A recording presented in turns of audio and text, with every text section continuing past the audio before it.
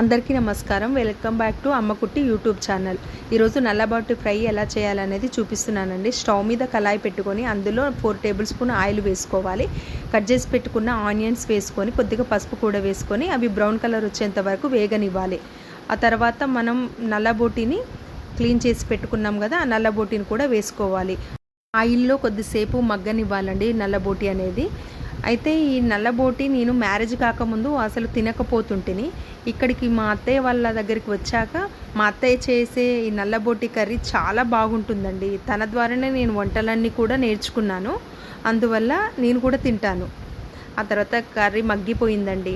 కొద్దిగా అల్లం వేసి కొద్దిగా సేపు మగ్గనిచ్చానండి. మళ్ళీ కూడా అల్లం పచ్చివాసన పోయేంత వరకు. బోటిని నల్ల అని కూడా అంటారండి. ఇది తింటే ఆరోగ్యానికి మంచిదే, కాకపోతే చాలా హీట్ ఉంటుందండి. కాబట్టి ఎక్కువగా తినకూడదు. అప్పుడప్పుడు తెచ్చుకొని చేసుకోవచ్చండి. ఫ్రై చేసుకుంటే చాలా బాగుంటుందండి. కర్రీ అనేది చాలా వరకు మగ్గిపోయిందండి. మగ్గిన తర్వాతనే కారం ఉప్పు అనేది కూడా వేసుకోవాలి. కర్రీకి సరిపడేంత కారం వేసుకోవాలి. అయితే నేను 4 టేబుల్ స్పూన్ల కారం వేసుకున్నాను. మీకు ఎంత కారం అయితే తింటారో దాని ప్రకారంగా మీరు కూడా వేసుకోవచ్చండి. ఊకే గరిటెతోని తిప్పుతున్నా అని అనుకోవచ్చు. ఎందుకంటే హైలో పెడతాం కదా, కొద్దిగా హైలో పెడితే ఏంటంటే వాటర్ లాగా రాదు. ఇది ఫ్రై లాగా చేస్తున్నా కాబట్టి గరిటెతో ఊకే తిప్పుతుంటే మనకు కింద అనేది అడగంటదండి. అందుకే నేను ఊరికే గరిటెతో కలుపుతున్నాను.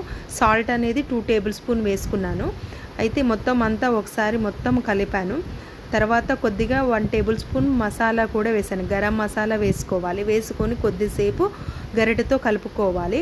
ఆ తర్వాత సేపు స్టవ్ సిమ్లో ఉంచేసి లాస్ట్కు కొద్దిగా కొత్తిమీర వేసి కొద్దిసేపు కలపాలి. ఇంకా మనము ఫ్రై రెడీ అయిపోయినట్టేనండి. మనం ఉట్టిగా కూడా తినొచ్చండి మన నల్లబోటి fry. Thanks for watching. Please comment, please like, share and subscribe.